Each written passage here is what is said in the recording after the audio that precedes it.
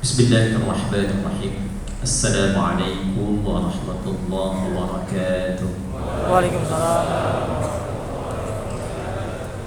Alhamdulillah wassalatu wassalamu ala rasulillah nabiyyina wa sayyidina Muhammad ibn Abdullah wa ala alihi wa sahbihi wa dhurriyyatihi wa man walah wa ba'd. Yang kita hormati, kita banggakan dan kita doakan semoga senantiasa dijaga, dimuliakan dan dibimbing oleh Allah Subhanahu wa taala keluarga besar Kejaksaan Agung Republik Indonesia. Dalam hal ini ada Pak Jambidum, Jaksa Agung Muda Tindak Pidana Umum, sahabat kami Bapak Profesor Dr. Asep Nana Buliana SH MU, bersahabat sejak di Bandung. Selain energik, wawasan luas, senang bertukar pikiran, juga ternyata jago main pingpong. Latihan yang bagus menurut penelitian untuk bisa mempertajam daya pikir, ringan, dan juga membebaskan dari stroke. Sekarang itu ternyata riset Pak Jambidum, banyak dokter menyampaikan untuk terapi stroke itu pingpong efektif, Pak. Karena bolanya ringan, pergantian mainnya, dan geraknya banyak. Cuma kajian kita bukan pingpong hari ini. Pak Jambas, Pak Rudi, dan seluruh pejabat eselon 1, eselon 2, keluarga besar tanpa kecuali, dan kita juga mendoakan semoga Pak Jaksa Agung dan seluruh kolega diberikan kesehatan, kekuatan, dan kemudahan dalam bertugas. Bapak Ibu sekalian, secara singkat pelajaran kita siang ini akan kita bagi pada 3 bagian pokok dengan penjelasan yang singkat dan padat, akan mengurai tentang perjalanan ayat-ayat Al-Quran dalam kehidupan dan bimbingan Nabi kepada umatnya, khususnya di 2 tempat yang situsnya sampai hari ini masih bisa kita dapati, di Mekah dan di Yathrib yang kelak nanti menjadi Al-Madinah Al-Munawwarah. Dan ayat-ayat ini kita akan batasi dari 6.236 ayat, 114 surah, 30 juz. Kita akan batasi pada ayat-ayat yang perjalanannya nanti akan beririsan dengan tugas-tugas pokok dan kewenangan di Kejaksaan Agung yang kelak nanti melahirkan Undang-Undang Nomor 16 Tahun 2004, khususnya di pasal 30, 31, 32, 33 sampai 34 ini. Baik nanti fungsi pidana dengan 5 turunannya, baik penuntutan, pelaksanaan, putusan pengadilan yang telah berkekuatan tetap, baik pengawasan, penyidikan, tindak pidana khusus, pun demikian kelengkapan berkas dan yang lainnya. Itu saya hafal, Pak. Ataupun nanti fungsi yang lain kita akan temukan irisannya. Nah, kita mulai bagian pertama, topik irisan tentang integritas. Bapak Ibu sekalian, Nabi Muhammad itu sallallahu alaihi wasallam, mukjizat pertama yang Allah berikan kepada beliau ternyata bukan hal yang berada di luar dihadirkan kepada dirinya. Seperti Nabi Musa dapat tongkat, ya? Nabi Isa dapat perangkat yang melekat pada tangannya. Nah, sebelum Al-Quran diberikan kepada Nabi Muhammad SAW, ternyata mukjizat pertama yang melekat pada beliau sejak kelahirannya itu adalah mukjizat integritas. Mukjizat integritas, dari namanya Muhammad dengan gelarnya Al-Amin. Al-Amin itu sosok yang memiliki integritas tinggi. Saking berintegritasnya, semua yang terkait dengan kehidupan beliau percaya bahwa sosok ini sosok terbaik. Ya, jangankan kawannya, lawannya pun mengakui. Ya, jadi ketika beliau mulai terlahir, dari mulai namanya tidak ada satupun yang lahir di tempat beliau berkehidupan, tinggal, tumbuh, berkembang yang memiliki nama itu. Ya, yang lain-lain namanya banyak sekali, macam-macam, ya, beragam warna, tapi hanya beliau sosok ini yang diberi nama melalui ilham yang Allah berikan pada kakeknya Abdul Muttalib, nama khusus yang tidak dikenal sebelumnya di lingkungan masyarakat ini. Muhammad, sosok yang terpuji, yang lahir pujian itu dari sifat kebaikan paripurna yang ada pada diri. Itulah Muhammad. Nah, jadi kalau mau dicela susah Pak. Dulu Abu Jahal itu kalau mau celah Nabi bingung. Ya, bagaimana mau disebut dengan celaan sementara namanya yang terpuji? Gak mungkin kan Bapak bilang gini Pak, wah itu orang jelek tuh yang terpuji itu. Gak mungkin kan? Kontradiktif ya. Itu pemecah belah yang terpuji itu. Satu sisi dipuji, satu sisi ingin diturunkan, ya. Maka dari sini hal pertama yang Allah tanamkan menjadi pelajaran besar pada diri kita, bagaimana orang tua itu sejak terlahir anaknya memberikan satu pendidikan, pendampingan, pengawasan dan bimbingan sehingga anak itu tumbuh dengan nama yang melekat pada dirinya, sosok terbaik, terpuji, dan bisa menjalankan nilai kehidupan dengan paripurna. Ini dulu. Yang kedua, bisa berikan gambaran dulu supaya bertemu irisannya.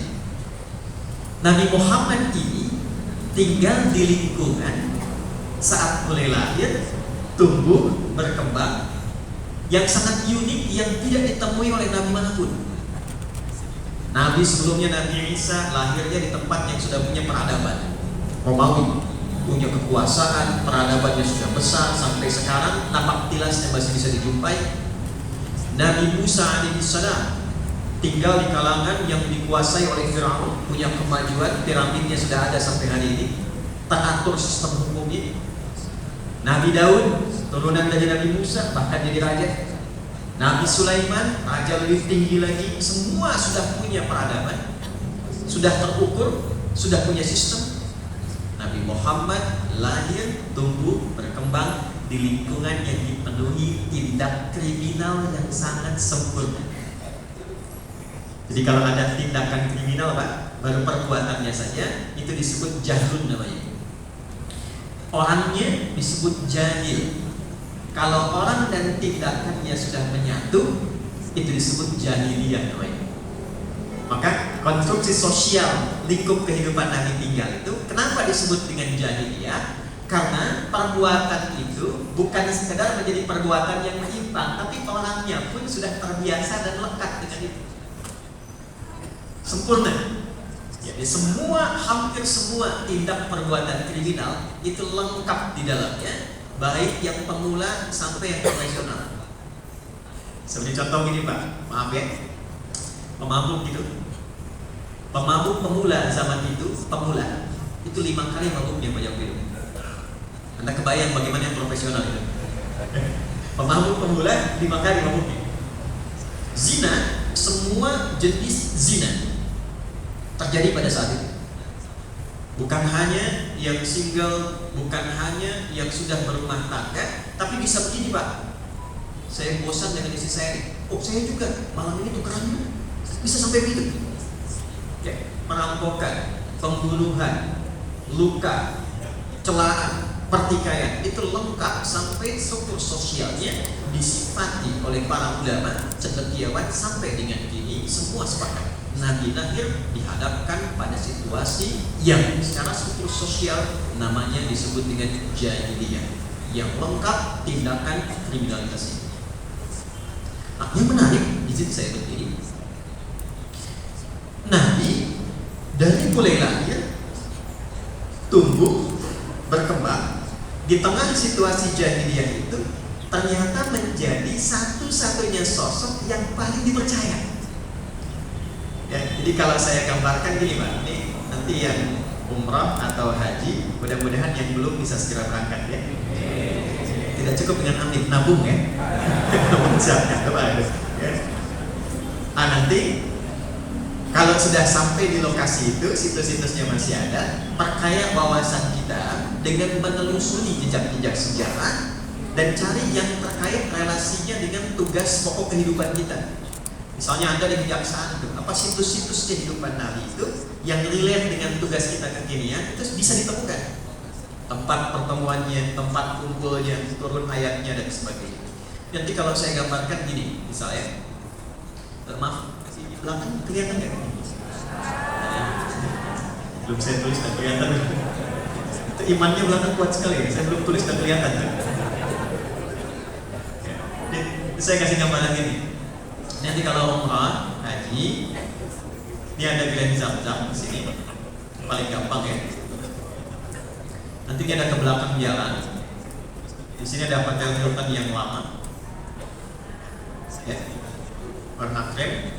Di depannya ini ada satu toilet tempat duduk, yang satu lagi yang dekat masjid di sini yang dihiasi dengan tumbuhan-tumbuhan hijau. Nah ini dulu parlemennya Quraisy ada di sini.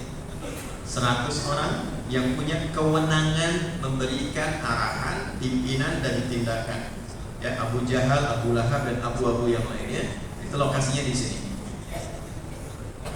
Saya berikan gambaran sejenak dulu. Ini nanti ada Hotel Sofwa yang lama di sini, ada gang kecil. Kalau di sini padat, Anda bisa lewat sini. Ke depan di sini ada masjid King Abdul Aziz. Belok ke sini, dari sini ke kanan. Ini ada jalan ke sini.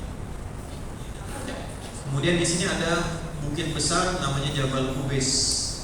Ya, konon Nabi Nuh alaihissalam ini mendaratnya di atas bukit ini. Dan ini bukit kepemimpinan. Siapapun yang punya legasi di atas bukit ini, dialah yang pimpin wilayah. Oleh karena itu, kenapa sekarang ada istana raja di sini untuk menunjukkan bahwa yang pimpin wilayah itu sekarang dinasti. Jadi di sini ada istana. Di sini dulu Nabi Muhammad naik untuk menyampaikan informasi setelah peristiwa Isra Mi'raj di atas bukit ini. Ya. Belok ke sini, nah, di bawahnya ada pos, ada CCTV warna putih satu, ada di sini menjaga. Kemudian di sini pintu 26 gate Ismail masuk ke sini, Bapak Ibu sekalian. Sampai ujung di sini ada jalur, di sini rumah Nabi dilahirkan. Di sini nanti lewat ada jembatan menuju ke gate Nabi di sini. Ini ada tiang listrik besar di rumahnya Abu Jahal dulu. Sampai ke ujung ada 36 kipas angin, sudah saya hitung. Kalau nambah berarti nambah, kalau kurang berkurang ya. Ini di sini ada rumahnya paman Nabi Abbas radhiyallahu ta'ala anhu. Di sini nanti ada pintu namanya Babus Salam. Kalau ditarik garis lurus ke rumah Nabi. Oke. Di sini ada marwah, ada toilet, ada bukit besar. Ini ke rumah Nabi SAW dengan Sayyidah Khadijah di sebelah sini, persis ketika keluar dari bukit marwah. Apa yang ingin saya jelaskan di sini, yang ingin saya sampaikan, sejak Nabi lahir di sini, tumbuh berkembang berkehidupan dengan rumahnya, punya sahabat. Di antara rumah sahabat-sahabat Nabi, Abu Bakar yang ada Hotel Hilton yang lama dekat Zam-Zam di sini. Jadi lingkup kehidupan Nabi itu yang disebut masyarakat jahiliyah itu persis yang di bawah lembah ada Ka'bah dan masjid sekarang, yang di sekitarannya itu gunung-gunung, sekitaran Jabal Qubais, Jabal Umar dan sebagainya, persis wilayah masjid yang ada Ka'bahnya. Inilah yang disebut kehidupan masyarakat jahiliyah. Jadi tempatnya di sekitaran ini, konstruksi kehidupannya jahiliyah. Nabi lahir di sini, main-main di sini, Ka'bahnya ada di sini, ketemu sahabatnya di sini. Tidak ada satupun pada saat itu yang punya integritas tertinggi kecuali seorang sosok Muhammad Sallallahu Alaihi Wasallam. Pak, Ibu, dari mulai lahir, tumbuh, berkembang, beliau mendapatkan gelar prestisius personal untuk dirinya saja, namanya Al-Amin. Ya. Bahasa singkatnya, yang paling punya tingkat integritas paripurna sehingga terpercaya di semua aspek. Kalau bicara, yang paling dipegang lisannya beliau. Kalau mendengar, tidak pernah mendengar kecuali pendengarannya bisa dipercaya. Kalau melihat, tidak pernah menatap kecuali semua tatapannya mengandung unsur kebaikan yang dipercaya. Bahkan saking dipercayanya, dalam rentang usia mudanya sampai kematangan intelektual dan kematangan moralnya, usia 40 tahun nanti, hampir semua orang-orang yang kelak bahkan memusuhi beliau itu saking percayanya, bahkan ada yang menitipkan hartanya pada beliau. Abu Jahal, Abu Lahab, saking percayanya, diniagakan kepada Nabi, dijaga oleh Nabi. Orang yang diberikan kewenangan meletakkan Hajar Aswad dengan tangannya itu hanya seorang sosok Muhammad sallallahu alaihi wasallam. Yang mau saya katakan, beliau disebut Al-Amin itu saat belum dilantik jadi nabi, belum punya tugas, baru secara pribadi. Nah, orang yang baik secara pribadi, yang kebaikannya belum disampaikan pada orang lain untuk diajarkan, untuk diarahkan, diperintahkan, itu bahasa Arabnya disebut dengan soleh namanya. Soleh, bapak soleh, bapak yang baik secara pribadi, tapi kebaikannya belum disampaikan kepada khalayak banyak. Baik secara personal, tapi kebaikannya belum dibagi dengan khalayak banyak. Itu soleh namanya. Yang paling menarik, ketika dilantik jadi nabi, jadi rasul, usia 40 tahun, maka berubahlah tugasnya dari solih menjadi muslih. Kalau solih itu dari solaha, baik secara pribadi, bicaranya baik, mendengarnya baik, menatapnya baik, jalannya baik, itu baru solih. Tapi kalau saya ingin bicara, kebaikan bicara saya didengar oleh orang dan orang pun jadi baik bicaranya. Kebaikan langkah saya ingin ditiru orang sehingga orang pun jadi baik langkahnya, maka berubah sifatnya dari saleh menjadi muslih namanya. Bagaimana orang menginginkan yang lain pun jadi baik, menginginkan yang lain pun jadi berkembang lebih mulia, maka berubah namanya dari saleh menjadi muslih.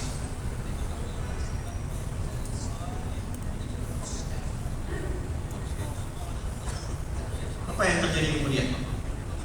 Justru ketika berubah dari salih, baik secara pribadi, menjadi muslim, pengajar kebaikan, penjaga kebaikan, penegak kemurnian dan keadilan, maka disitulah mulai muncul tantangan. Yang tadinya mengatakan ini orang hebat, ini orang baik, ini Al-Amin, saat yang sama datanglah kemudian tantangan-tantangan. Ini pemecah belah, ini yang merusak persatuan, ini yang menghilangkan kebiasaan-kebiasaan kita dari orang-orang terdahulu.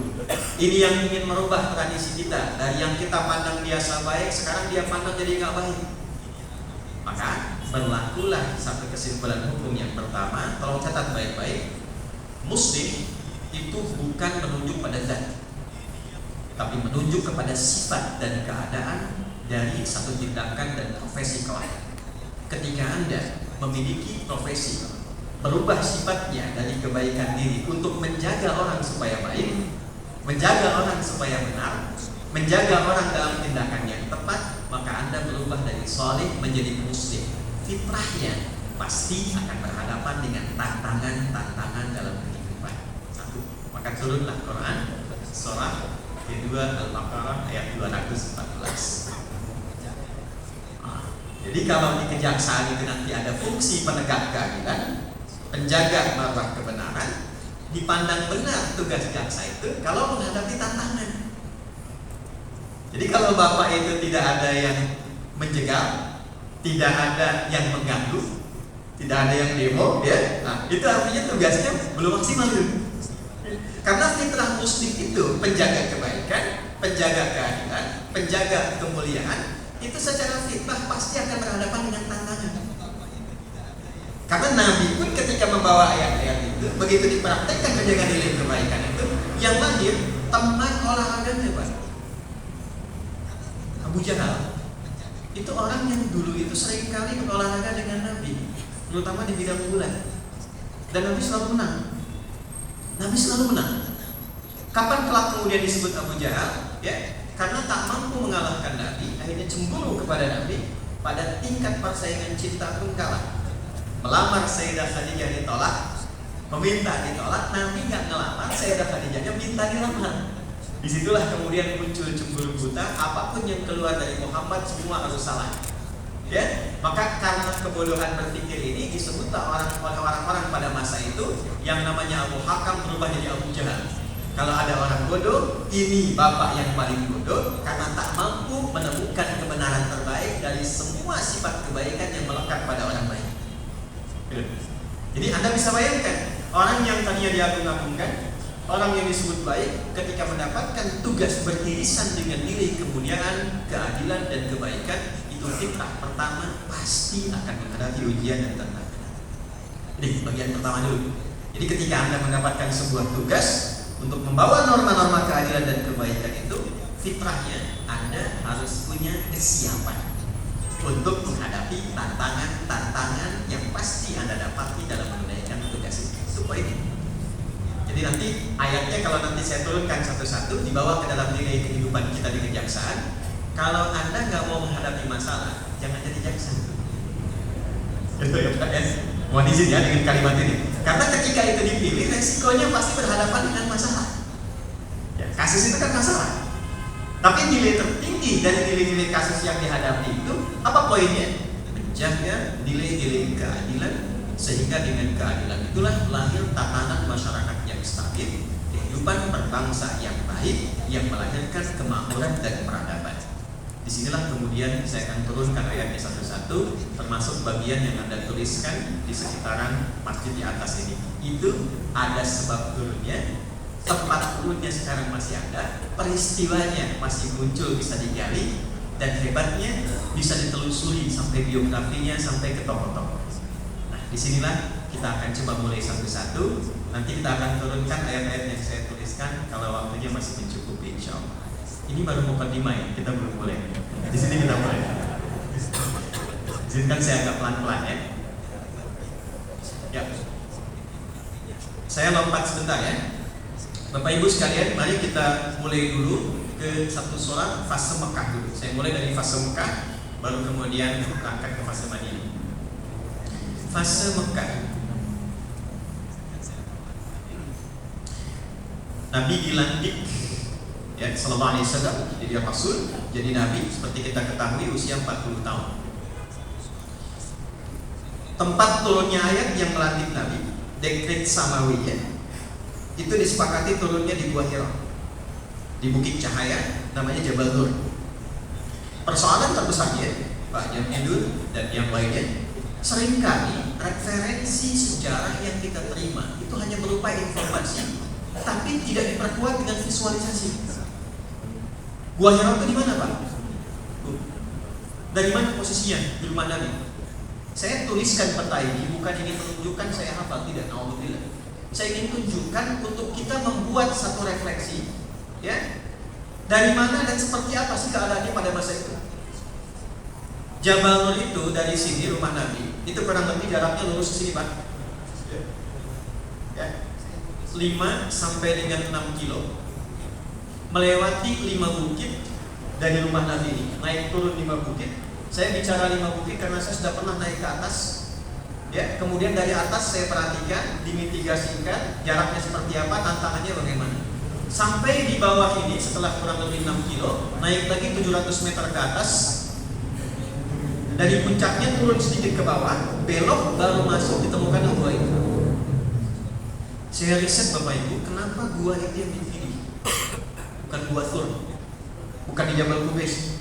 Karena itu adalah satu-satunya gua yang konstruksi batunya itu berbentuk seperti teropong, menghadapnya langsung ke arah Ka'bah. Jadi kalau Nabi masuk, ya, itu bisa beliau kontemplasi, mengamati dari dalam atau naik ke atas, itu langsung kelihatan perilaku orang-orang itu seperti apa. Yang mabuk, yang menyimpang, yang bertengkar, yang macam-macam. Jadi begitu memitigasikan persoalan melihat di teropong itu, turun lagi ke bawah, merenungkan lagi cari solusi bagaimana merubah mereka jadi baik, bagaimana merubah tatanan sosial jadi lebih nyaman, lebih mulia lagi. Itulah satu rahasianya mengapa beliau naik ke atas sampai dengan menemukan Gua Hira. Ternyata salah satunya tempat itu adalah tempat strategis yang memitigasikan semua situasi di kalangan masyarakat jahiliyah sehingga mudah mendapatkan perenungan solusi. Apa hikmah yang bisa kita kaji di situ? Masalah apapun yang diamanahkan kepada kita, tugas apapun, penanganan kasus apapun yang disampaikan kepada kita, carilah tempat posisi terbaik untuk melihat itu secara utuh sehingga mampu memitigasi semua persoalan yang kita tangani dengan konstruksi yang lebih optimal. Walaupun itu tidak mudah dilakukan, harus naik bukit, turun lagi, jalan, kadang ada tantangan dan sebagainya. Poin utamanya, turunlah kemudian Quran surahnya ke-96 ayat 1 sampai dengan 5. Saya masuk ke inti bahasan, Pak. Inilah 5 ayat yang menjadikan seorang sosok Muhammad SAW dilantik menjadi nabi dan rasul. Iqra bismi rabbikal ladzi khalaq. Khalaqal insana min 'alaq. Iqra wa rabbukal alladzi 'allama bil qalam. 'Allamal insana ma lam ya'lam. 5 poin ini. Bapak Ibu, perhatikan baik-baik. Turunnya 5 ayat ini tidak lantas menjadikan nabi langsung bertugas di medan juang, di medan dakwah ke masyarakat. Belum pengabdian. Ternyata 5 ayat ini adalah 5 pembuka supaya Nabi mendapatkan training khusus dulu selama 3 tahun 6 bulan dengan turunnya wahyu-wahyu khusus untuk membentuk kepribadian beliau lebih kuat secara fisik, secara intelektual, dan secara spiritual. Jadi 5 ayat ini ayat pembuka yang menjadikan Nabi mendapatkan pengajaran penting kurang lebih selama 3 tahun 6 bulan sebelum terjun ke masyarakat. Dan ini jadi fitrah, Pak. Gak mungkin kan Bapak melamar tiba-tiba langsung jadi jaksa, langsung bertugas kan? Ada pelatihan dulu, ya kan? Ada pendalaman dulu, ada penguatan dulu. Setelah paham semua konstruksinya, baru bertugas ya. Nah, sekarang pertanyaannya, kalau kita keluarkan kurikulum apa dalam penguatan ini yang bisa kita dapatkan selama kurang lebih 3,6 tahun itu, supaya kita bisa bawa dalam kehidupan kita yang nilainya dipraktekkan sesuai dengan tugas-tugas di mana kita ditempatkan. Kita tidak bicara implementasinya, kalau itu sudah punya konstruksinya sendiri. Yang kita bicarakan bagaimana saat menunaikan tugas itu ada kurikulum yang membuat pikiran kita menjadi lebih kuat, kecerdasan meningkat, mentalnya semakin bagus, integritasnya bagus, fisiknya juga prima, karena nggak mudah menganalisis, mempelajari, membutuhkan ketahanan fisik, kecerdasan intelektual, kadang-kadang ketenangan fisikal, gangguan mental. Itu 3,6 tahun Pak pembekalannya. Dari mulai mimpi sampai dengan turun wahyu. Iqra. Gak berhenti sampai situ. Bismi rabbikal ladzi khalaq. Ya, satu ayat 1 Iqra. Artinya Iqra bukan sekedar baca, ya, membaca dengan objek dan aspek bacaan yang luas. Kalau Anda ingin menjadi dengan profesi kita misalnya jaksa yang tangguh, jaksa yang hebat, jaksa yang luas, jangan batasi bacaan intelektual kita, tambah wawasan. Baca terus pelajari, ya, rumusan kasus-kasus yang pernah terjadi di masa lampau, buku-buku panduan, apa yang belum didapatkan, bahkan prediksikan, ya, konstruksikan kira-kira yang kali ini belum terjadi, ke depan ada apa, ya, baca peluang-peluang untuk mendapatkan itu. Itulah Iqra namanya. Karena itu nanti ketika ayatnya turun mengatakan wa yu'allimukum ma lam takunu ta'lamun, dan Allah memberikan perangkat potensi kepadamu, mengajarkan engkau untuk menemukan kebaruan-kebaruan yang mungkin tidak ditemukan saat ini di masa lalu. Satu. Jadi kalau ingin menjadi jaksa yang hebat, yang kuat, yang pertama adalah jangan batasi potensi tinggi intelektual yang Allah telah tanamkan pada diri kita, maka bukalah algoritma intelektual itu untuk selalu menambah bacaan dan jangan cukupkan pada apa yang ditugaskan saat ini. Ya, ini bagian pertamanya. Dan ini nanti diimplementasikan oleh semua sahabat di bidangnya masing-masing. Nanti di akhir kalau masih ada waktu saya uraikan siapa sahabat Nabi yang pernah jadi jaksa, yang pernah jadi hakim. Belum pernah kan dikasih begitu? Nah, itu ada kitab juga, ada kitabnya, ya, dan diuraikan oleh para ulama dengan kitab-kitab hadisnya dan turunan-turunan ayatnya itu bisa digali, ya. Dan semua sukses di bidangnya, yang berprofesi di bidang bisnis misalnya. Tidak ada sahabat Nabi yang setelah melaksanakan panduan ini berbisnis kembali modal, itu tidak ada. Yang ada kembali kaya, dan kayanya level 3. Level 1 itu kaya, level 2 itu kaya banget, level 3 kebangetan kayanya. Semua rata-rata level 3. Ya. Saya pernah dapat penghargaan honoris causa yang kedua itu HC ya. Kami di SD sudah selesai juga. Dapat HC 2. Saya dari Amerika, diberikan di Istanbul, yang kedua di UMJ di sini. Nah, kajian di UMJ itu kami riset diuji 15 profesor. Salah satunya untuk mengeluarkan rumusan pendidikan dari Al-Quran, basicnya dari Quran dan hadis ini yang memberikan pendidikan kepada semua unsur kehidupan di masa Nabi. Saya riset Abdurrahman bin Auf dari modal pakaian. Jadi orang paling kaya yang pernah hidup di zamannya, ketika itu dihitung dengan kekayaan sekarang, Pak, ya, nilainya itu kurang lebih dikalkulasikan 14.000 triliun. Kurang lebih kalau kita convert kekayaannya dalam konteks kekinian, asetnya itu 14.000 triliun satu orang. Saya balik lagi ke sini. Bagaimana cara mereka meluaskan bacaan, mempelajari sesuatu? Ayatnya jangan diputus. Iqra bismi rabbikal ladzi khalaq. Ini kalimat terpentingnya, Pak. Iqra bismi rabbik.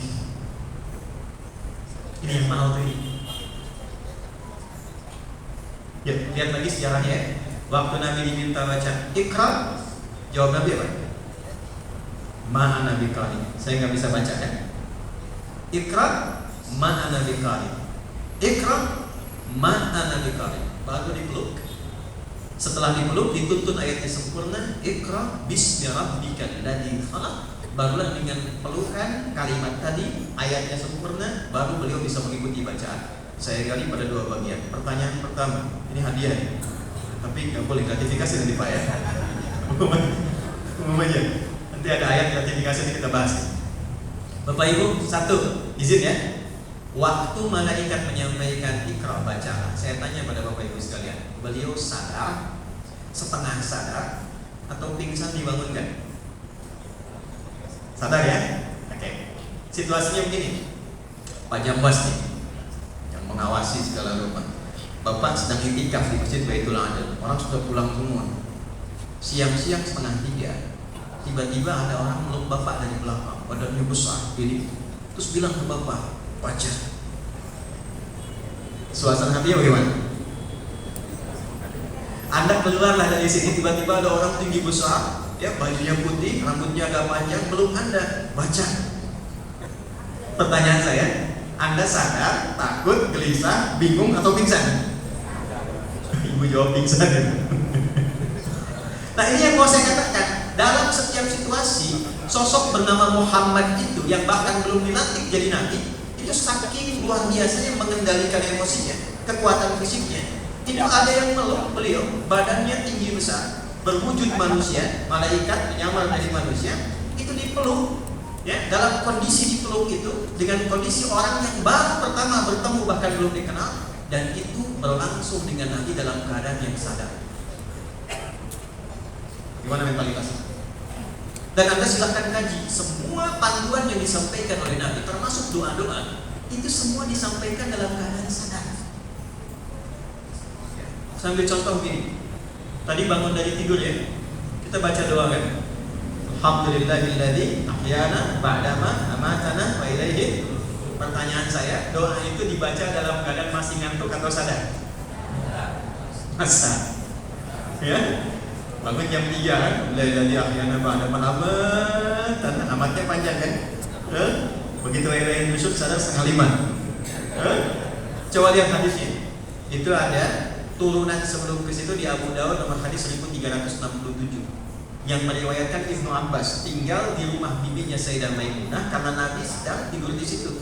Hanya ingin tahu bangun Nabi bagaimana. Perhatikan kalimatnya. Kana Nabi sallallahu alaihi wasallam idza staiqadha min naumihi fajalasa.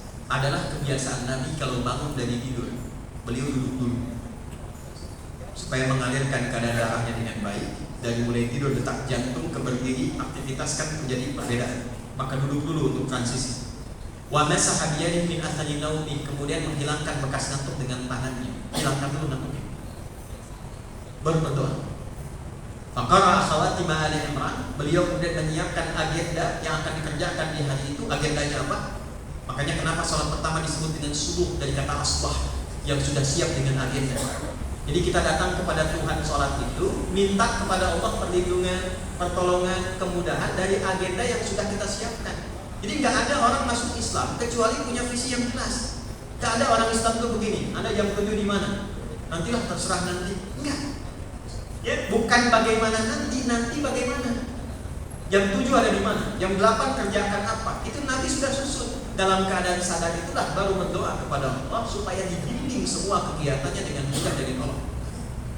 Jadi kalau kita bicara tentang tugas kita, ya di Gedung Bundar ini dan sekitarannya, seluruh wilayah Indonesia dalam live streaming saat ini, yang penting dilakukan kalau ingin menjadi jaksa yang hebat, jaksa yang unggul, punya legasi yang baik, maka selain kita selalu menambah wawasan dengan luas tanpa batasan, lakukan semua tugas dengan kesadaran yang paripurna.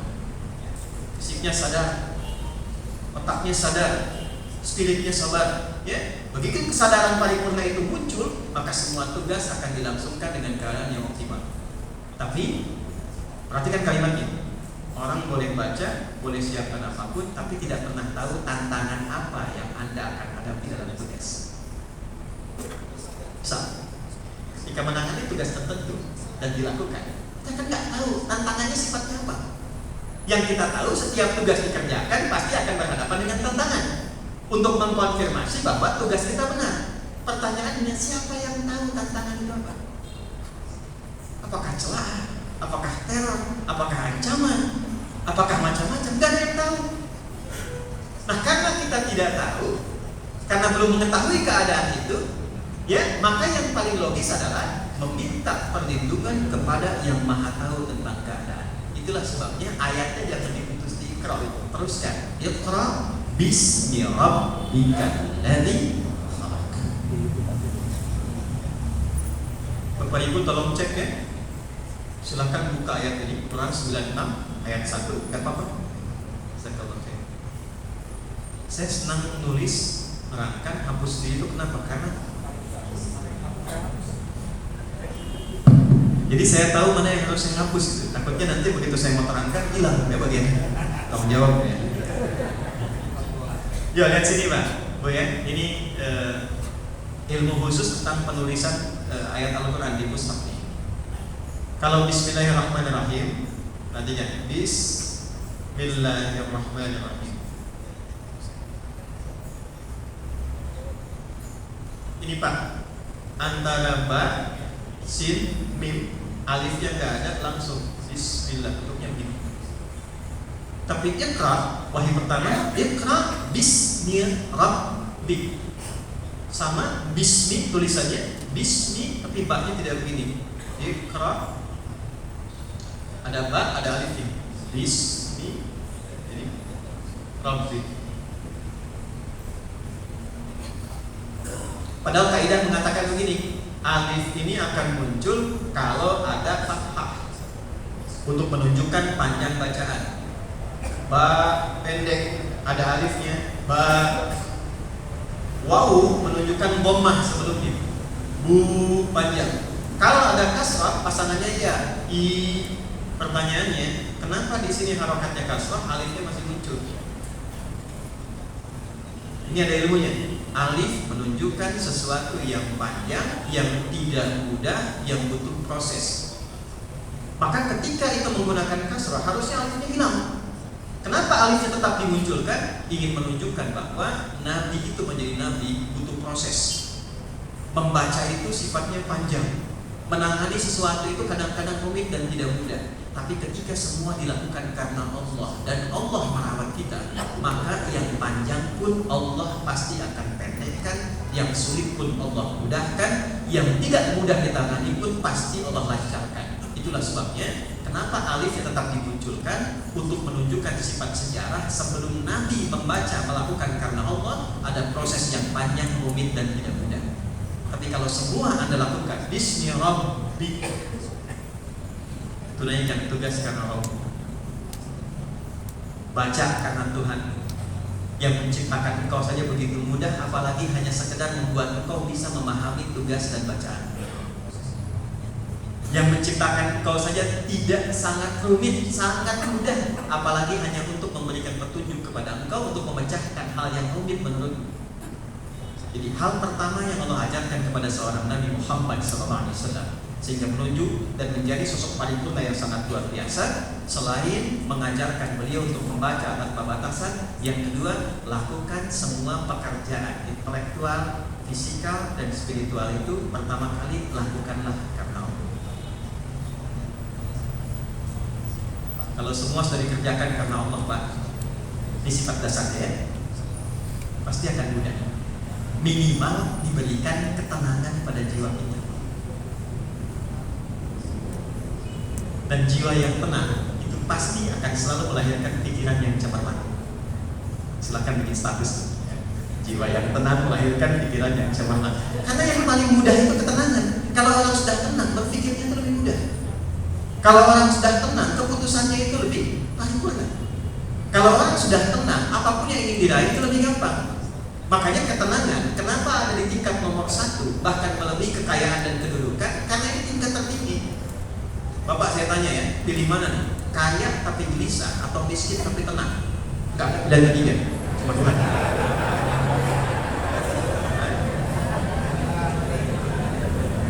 Kenapa kalau Anda ada masalah datang ke masjid? Kenapa sujud? Karena yang diharapkan ini. Kenapa di rumah tangga sakinah duluan sebelum mawaddah? Sakinah, mawaddah, dan karena ini yang paling mahal. Saat diri kita sepenuhnya ditawarkan kepada Allah, maka Allah turunkan ketenangan. Kasus serumit apapun, Pak, kalau jiwanya tenang, itu akan mudah ditangani.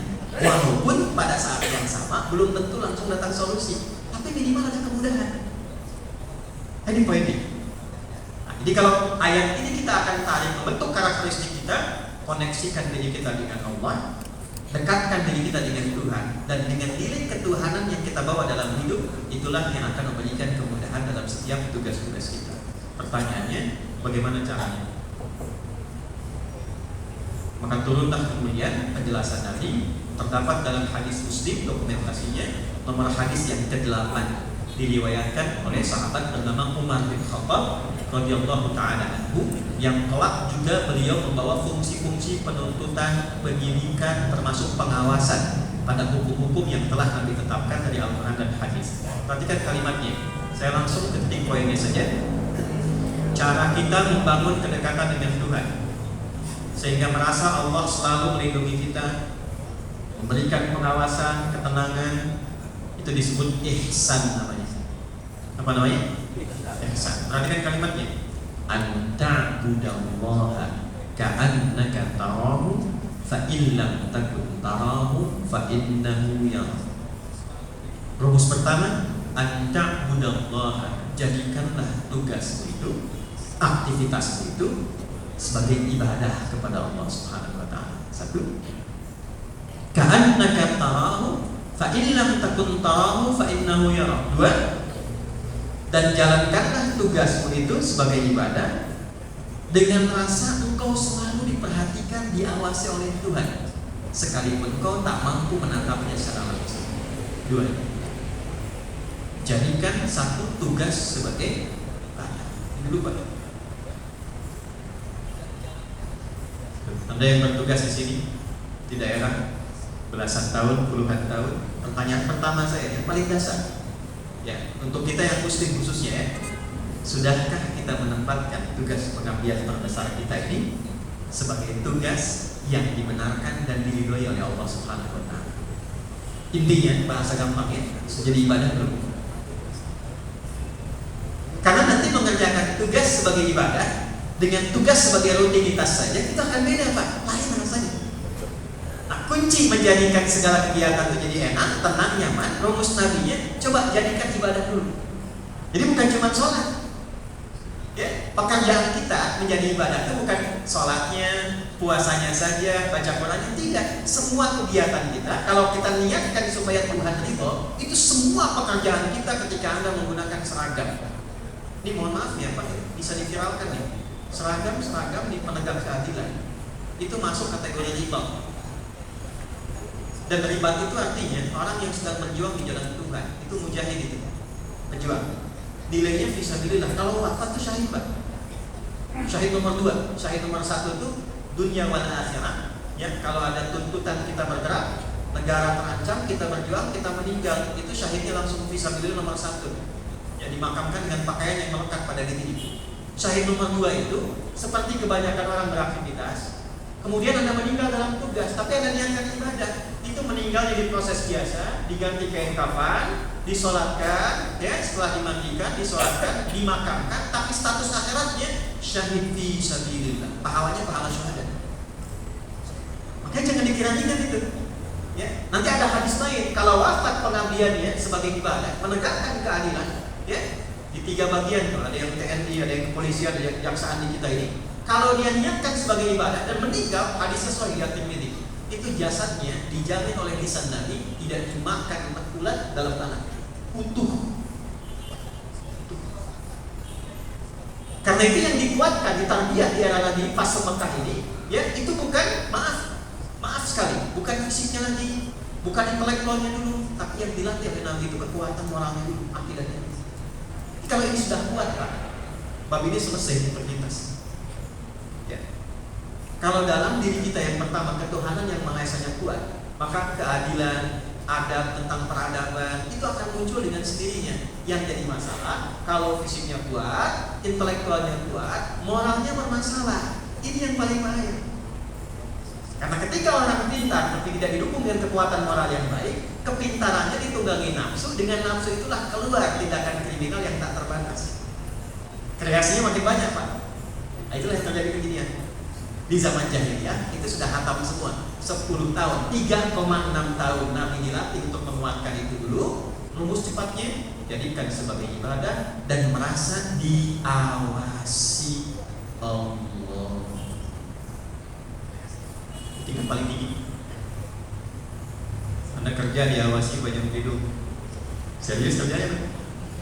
Pasang CCTV di setiap ruangannya tuh. Ya, serius kan ya? CCTV Allah lebih kuat, Pak. Kalau Anda mau bergerak diawasi Tuhan, itu nggak mungkin main-main. Karena apa? Ketika kita melakukan tindakan dan merasa diawasi oleh Allah, maka semua tindakan kita akan terkontrol dengan baik. Itulah tingkat integritas paling tinggi. Lahirnya di sini. Ketika seseorang merasa diawasi oleh Tuhan. Nah, pertanyaan berikutnya, bagaimana melahirkan sikap terasa terawasi oleh Tuhan? Maka muncullah kaidah kenali dirimu, ma'rifatul insan. Mengapa kita ada di dunia ini? 2, kenali tugasmu. Apa yang kita lakukan dengan pekerjaan kita ini? Bapak jadi jaksa mau kemana? Ibu jadi jaksa akhirnya mau apa? Hanya sekedar pekerjaan. Kalau cuma pekerjaan, yang lain juga bekerja. Legasinya apa? Kan meninggal tidak akan pernah dituliskan di makamnya itu jaksa terbaik, tidak kan? Ya kan? Ulama juga tidak akan disebutkan ulama paling viral. Ya. Yang dituliskan cuma satu kan harapannya. Coba setiap batu nisan kalau Anda main ke kuburan, tulisannya apa? Almarhum kan? Ya, ALM kan? Almarhum. Almarhum itu apa artinya? Yang disayang Tuhan. Tuhan punya sifat Rahman, yang disayang Tuhan namanya almarhum. Bagaimana bisa disayang Tuhan kalau nggak kenal Tuhan? Tindakan jauh dari pengawasan Tuhan, tindakan jauh dari ridho Tuhan. Tiba-tiba meninggal pengen disayang Tuhan, kan susah. Wisuda nggak ikut kuliah, gitu kan? Kenali tugasmu. Anda mau kemana? Mengerjakan tugas ini mau apa? Pengabdian kita sebagai abdi negara, bertugas sekarang saat ini sebagai jaksa, tapi kita siapkan ada legasi yang kita tinggalkan saat tugas itu selesai kita kerjakan. Sebelum ambulan kemudian selesai lewat, membawa kita ke tempat yang terakhir pada bagian ketiga. Kenali dirimu, kenapa ada di dunia.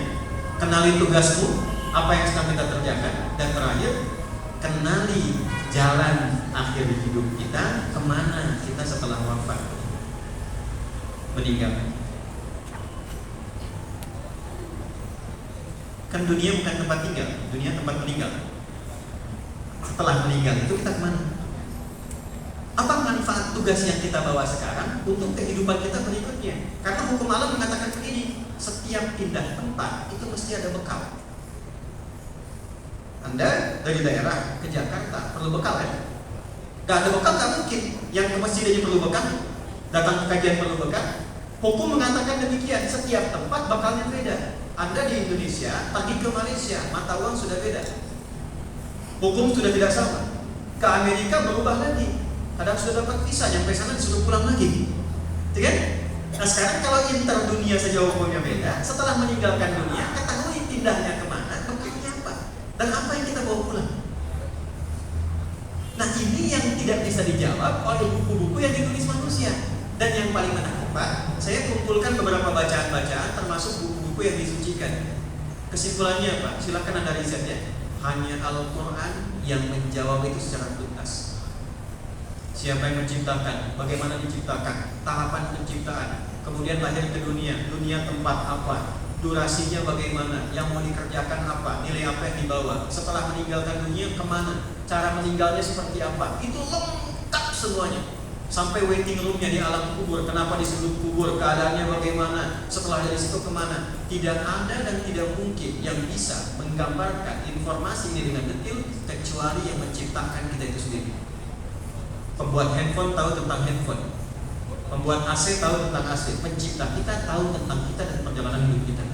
Nah yang menciptakan kita mengatakan pada kita, mumpung masih bertugas di dunia, siapkan tugasmu dengan membawa legasi terbaik supaya saat pulang meninggalkan dunia itu punya sesuatu yang dibawa sebagai bekal. Ini itulah ibadah. Nabi diajarkan 3,5 tahun, diajarkan kepada sahabat terbaiknya 10 tahun. 10 tahun inilah pelajaran integritas Pak. Jadi saya tidak mungkin mengajarkan pelajaran integritas dalam 1 jam, karena Nabi pun mendidik selama 10. Tapi kita bisa keluarkan nilai-nilainya sebagian kecil untuk kita bahas, walaupun 10% untuk kita udah. Ini ngebentuknya 10 tahun, jadilah 40 orang terbaik. Yang di antara 40 ini nanti kelak ada yang jadi jaksa Pak. Kenal Utsman bin Affan? Kenal di mana Pak? Ada passionnya sendiri di bisnis, tapi kelak jadi pemimpin. Umar bin Khattab ada passionnya, tapi mungkin belum pernah ada yang dengar misalnya Abdullah bin Abi Al-Jarrah. Kemudian juga ada sahabat-sahabat yang lain, Abdurrahman bin Auf, Abdullah bin Mas'ud, Ubay bin Ka'ab. Itu tugasnya itu berbeda-beda Pak. Ada yang panglima, ada yang di militer seperti TNI sekarang, ada di kepolisian Bukti Kamtibmas, ada yang di fungsi penuntutan, ada yang di bagian hakim dan sebagainya. Merata 40 orang awalnya. Itulah yang disebut as-sabiqun al-awwalun. Ujian pertamanya apa? Integritas. Begitu Nabi mendapatkan pembekalan 3,5 tahun, makanya izin Pak kalau nanti ada bisa diintegrasikan dalam pelatihan. Saya itu ngajar di kalau di kehakiman caking itu ngajar saya berapa waktu, biasanya stadium general gitu. Itu penguatan nilai takwa itu. Ya, di polisian, di tentara, saya mengajar juga. Ya, nah, kalau mau Anda masukkan dalam kurikulum itu di pembekalan umum, itu nanti ada pendalaman untuk implementasi nilai takwa. Bisa masuk nanti di turunan-turunan untuk ketakwaan. Ini ada Pak, secara lengkap sekali. Kalau bisa kita turunkan. Yang paling menarik, 3,5 tahun kurang lebih Nabi diberikan pelatihan. Begitu mulai bertugas, godaan integritas pertama datang. Gangguan fisik Bapak sudah hafal semua Pak. Diganggu jalannya dikasih duri, lagi sholat dikasih kotoran, gangguan fisik kan? Jadi kalau Nabi aja diganggu, kita yang bukan Nabi, kalau Anda bertugas memegang nilai keadilan, qawwamina bil qisti, itu pasti mendapatkan gangguan. Semakin tinggi gangguannya, semakin besar anugerah yang Allah turunkan untuk kita. Setengah. Kalau Anda menangani kasus kecil, tantangannya kecil. Tapi kalau yang besar, itu pasti tantangannya itu besar. Maka turunlah Quran surat kedua ayat 214. Yuk kita mulai pelan-pelan. Izin, saya masih ada waktu. Sampai jam berapa? Oh ya, sudah 1:04, saya jam 2 pulang nih. Yuk coba lihat. Quran surat 2 ayat 214. Ini bukan cocok logi ya, ini riset ilmunya, basicnya riset. Am hasibtum an tadkhulul jannata. Apakah Anda bisa menyimpulkan begitu mudah meraih kesuksesan dalam tugas? Jannah itu jangan selalu diartikan surga. Ya, jannah itu artinya keberhasilan, kesuksesan, puncak tertinggi yang belum diraih, masih tersembunyi, belum terlihat. Karena surga itu puncak kesuksesan kita saat berpulang dan belum terlihat, maka disebut jannah. Nah, semua harapan kita, Anda tugas ingin sukses, belum kelihatan sekarang, itu bahasa Arabnya disebut jannah namanya. Ya, nanti ada surat Al-Kahf, 2 orang sahabat sedang berdiskusi, yang satu kawannya sukses itu. Ada proyek yang belum diraih, pengen sukses, disebutnya jannah dalam bahasa Arab. Makanya kenapa disebut kebun-kebun yang indah? Karena di Arab itu nggak kelihatan ada kebun di tengah padang pasir. Makanya orang kaya di Arab itu bukan yang punya unta, Pak. Itu sudah banyak. Kalau dia bisa punya kebun di tengah padang pasir, ada oasenya, itu baru disebut orang kaya. Itulah jannah. Setiap huruf kalimat dibuka dengan huruf jim dan nun, itu tersembunyi, belum tampak. Jannah, jinnah, junnah. Jin kenapa disebut jin? Karena tersembunyi, nggak nampak. Fitrah jin tersembunyi. Makanya kalau ada jin melakukan penampakan, itu jin punya masalah. Kalau dia sedang keluar dari fitrah. Serius. Dan yang paling bermasalah orang yang cari-cari penampakan jin. Itu konslet itu. Jangan jadikan acuan itu. Karena jin itu tersembunyi, lawannya ins, disebutkan 16 kali dalam Al-Quran. Ya ma'syaral jinni wal, kita manusia disebut ins karena tampak, jin tersembunyi. Jadi kalau ada jin tersembunyi melakukan penampakan, jin bermasalah. Kalau ada manusia yang harusnya tampak, dia selalu bersembunyi. Datang ke kantor sembunyi-sembunyi, pulang ke rumah sembunyi-sembunyi, ya? Itu artinya dia sedang menjadi, Anda yang bilang dong. Dia keluar dari fitrah, dia sedang punya masalah. Anda tatapan sama orang, dia lagi sembunyi, itu artinya sedang punya masalah. Oke? Balikan, tarik ke konteks kejaksaan, profesi kita saat ini. Am hasibtum an tadkhulul jannata. Apakah Anda duga sebagai jaksa akan meraih kesuksesan yang belum tampak itu semudah membalikan telapak tangan? Masatkumul ba'sa. Sementara orang-orang sukses di masa lalu yang mendapatkan kesuksesan dan dicerita hebat sampai dengan sekarang, punya narasi yang tinggi itu, mereka itu jangan Anda lihat suksesnya begitu saja. Jadi jangan lihat orang itu langsung ke aspek suksesnya, tidak. Anda pengen, kalau ingin lihat dari Prof. Asep sekarang, jangan lihat sebagai jam hidupnya sekarang, lihat perjalanannya. Gak mungkin gak menangani persoalan, gak mungkin gak melewati masalah. Semua kesuksesan itu berbanding lurus dengan tantangan. Sukses berbanding lurus dengan ujian. Oke, di fisika kan begitu kan? F1 gaya gerak sama dengan F2 gaya dorong. Semakin effortnya tinggi, semakin kuat hasilnya, kan? Tapi F gaya berbanding lurus hukum Pascalnya dengan P, dengan tantangan, dengan ujian, kan? Gaya berbanding lurus dengan ujian, ya, dengan masalah. Semakin banyak gaya, semakin banyak masalah. Masat umul baksa, ada ujian yang kecil. Baks itu kecil, baksa kecil, baksun ringan. Bapak dari kantor pengen kesini, hujan kecil dan tinggi, masih bisa lewat. Anda sedang kotor, turun hujan. Maka banyak itu mengatakan la baks, gak apa-apa, cuma kecil aja. Orang Indonesia menyingkatnya dengan labas, gampang. Pak ini kasusnya, ini gampang, ini gak lewat. Labas. Dharma mulai keras, mulai terganggu fisik. Dharma itu mulai ada gangguan yang sudah ke fisikal, membuat fisik kita kadang-kadang merasa terganggu, ya, itu dharma. Dharma dan dharma. Ujian kedua. 3, tolong catat ini. Wazulzilu, zilzal itu gempa, goncang. Kadang ada masalah yang sedang dihadapi itu kadang-kadang tantangannya menggoncang kepada jiwa. Ancamannya bukan cuma ke fisik, ke jiwa terganggu, ke pikiran terganggu dan sebagainya. Wazulzilu. Nih. Sekarang Anda tinggal bawa ke tugas kita, tinggal lihat ada di mana. Tidak mungkin Allah menguji harapan yang kecil dengan ujian yang besar, itu mustahil. Kalau yang kita hadapi yang kecil-kecil, itu artinya apa? Allah ingin mengabulkan harapan kecil yang kita mohonkan. Tapi kalau Anda sedang menghadapi tantangan sampai di level ini, yang menjadikan pikiran terganggu, ancaman sampai ke jiwa, yakinkanlah pada diri kita bahwa Allah sedang ingin mengangkat kita pada posisi yang tinggi, yang dengan ketinggian itu diberikanlah hal-hal yang besar untuk diselesaikan. Karena tidak mungkin orang yang kecil diberikan tugas-tugas besar.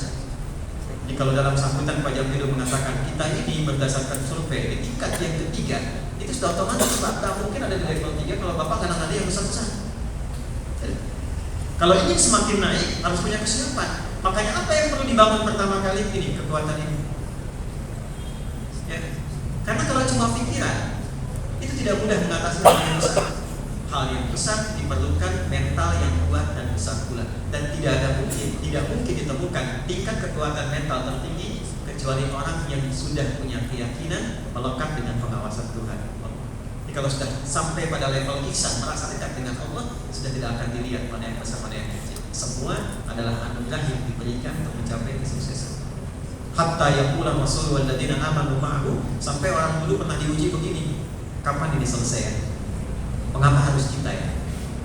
Maka dijawablah kemudian di Quran surah ketiga ayat 142. Perhatikan, ini bukan cuma logik, ini bukan otak-atik.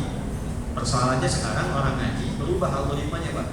Dulu kita ngaji surah itu jelas saya jadi fa'ala yaf'ilu yaf'alu yaf'ulu. Sekarang beda. Tak ayu tak tiku tiktokan. Kan pas pakai Facebookan, taba yang dulu YouTuber ya. Makanya aneh-aneh fatwanya.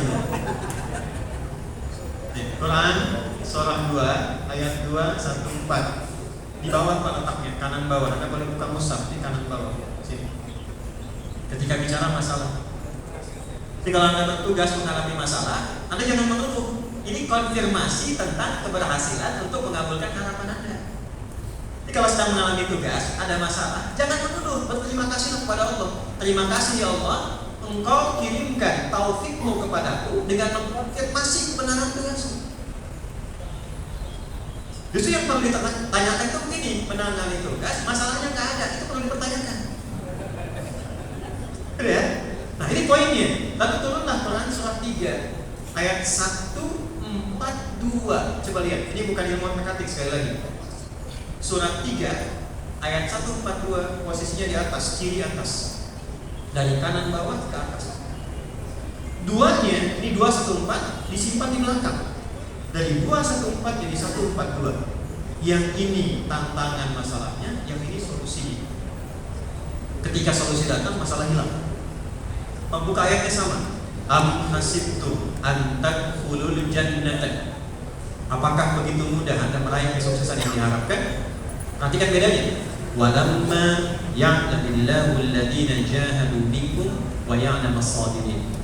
Sementara belum muncul pada diri Anda itu kesungguhan, keseriusan dalam menunaikan tugas dan sabar dalam menjalaninya. Kalau ingin sukses yang serius, Pak. Yang sungguh-sungguh. Orang serius pasti sukses. Cintai tugasnya benar. Nah, kesuksesannya dibagi 3, kesungguhannya dibagi 3. Perhatikan kalimatnya. Jahadu dari kata judun punya 3 turunan. 1, fokus ini ya. Kesungguhan, keseriusan dalam merencanakan, namanya ijtihad. Anda harus punya visi, punya rencana. Setiap menangani persoalan, petakan, buat mitigasi, tambah wawasan dan sebagainya. Petakan semuanya dan bangun visi yang panjang ke depan. Yang muda-muda nih, ya. Kapan jadi Jampido? Tahun berapa? Kapan jadi Jaksa Agung? Yang tinggi, tempatkan tertinggi. Jadi kalau tinggi itu nyangkutnya jelas di mana. Kalau Anda cuma biasa-biasa, nggak jelas nyangkutnya. Nih, surga ada 8 tingkatan, Pak. Yang tertinggi surga Firdaus, yang paling bawah kelas ekonomi biasa-biasa. Sebiasa-biasanya pun tetap surga. Indah juga, ya. Nah, saya tanya pada Anda, kalau Anda pengen masuk surga, di mana yang tempatkan itu? Tingkat bawah atau yang paling atas? Pasang yang paling tinggi. Kalau nggak nyampe amalnya ke Firdaus, nyangkutnya jelas. Surga Aden, Jannatul Naim. Anda pasang tingkat paling bawah. Kalau nggak nyampe, resiko. Nah, maka kalau ingin sukses, pertama punya kesungguhan merencanakan, bikin planning. Orang-orang hebat itu punya planning. Ya. Yang kedua apa? Setelah punya konsep, punya planning, kesungguhan mengeksekusi itu dengan perjuangan fisikal, namanya jihad. Anda sudah petakan, saya masuk kantor jam 8 misalnya, ya, pulang jam 4. Anda rumah tinggal di mana? Anda kalau menjadi orang hebat sudah bisa Anda petakan. Lampu merahnya ada di mana? Titik kemacetannya di mana? Jalurnya kemana? Itu orang hebat sebelum berangkat sudah punya konsep. Tapi jangan cukup jadi konseptor aja. Praktekkan apa yang kita konsep dalam kehidupan. Perjuangan mempraktekkan apa yang kita konsep itu namanya jihad. Makanya lebih banyak kepada aspek fisik. Ingat ya, jihad itu mengeluarkan seluruh potensi yang terbaik untuk kita eksekusi, bukan menyakiti orang. Jadi ketika Anda punya kekuatan intelektual, menggunakan seragam, berjuang di lapangan, melakukan penuntutan dengan baik, pengawasan, pendidikan dan sebagainya, itu jihad. Dan hati-hati juga ya Pak, tolong disaring ya. Karena nanti mengatakan nanti ke depan itu akan banyak agama itu, kalau bahasa kitanya pasang bebas, banyak orang-orang nggak jelas nanti. Hati-hati jangan sampai nanti ada tidak terseleksi, datang orang-orang bisa mengajar dengan bebas tapi tidak punya kemampuan agama yang baik. Di hadis Muslim itu kelak nanti ada orang mengajar tapi mengajak orang berselisih, ya, bertengkar sampai menyimpulkan yang ini kafir, yang ini, kemudian sampai menghilangkan nyawa. Itu hati-hati.